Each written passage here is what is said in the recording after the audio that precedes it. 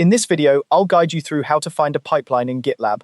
Whether you're new to GitLab or just need a quick refresher, this tutorial will make sure you know exactly where to look to keep your projects running smoothly. So, let's get started. First, you'll want to navigate to your project page. This is the central hub for all activities related to your specific project, and finding your way here is the first step in accessing the pipeline information you need. If you haven't already bookmarked this page, it might be a good idea to do so, as you'll likely find yourself returning here often. Once you're on the project page, take a look at the left sidebar.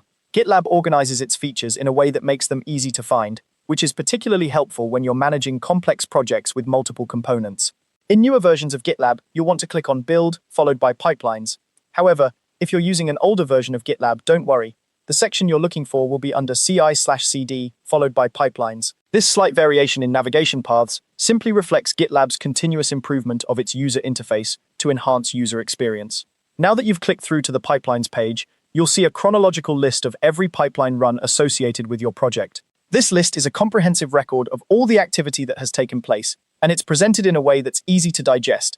Here, you'll be able to quickly identify each pipeline run by its status, which is conveniently displayed alongside it. The status will tell you whether a pipeline has passed, failed, or is running. This is crucial information for project management, as knowing the status of your pipelines helps you quickly identify any issues that need addressing or confirm that everything is running smoothly.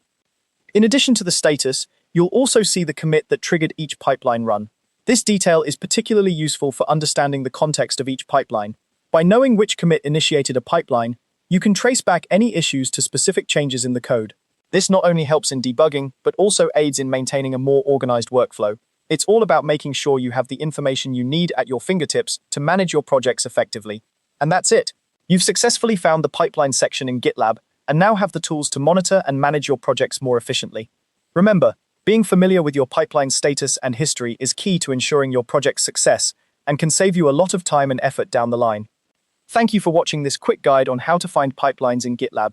If you found this video helpful, be sure to subscribe for more tutorials and tips. If you have any questions or need further clarification, feel free to leave a comment below, and I'll be happy to help. Happy coding!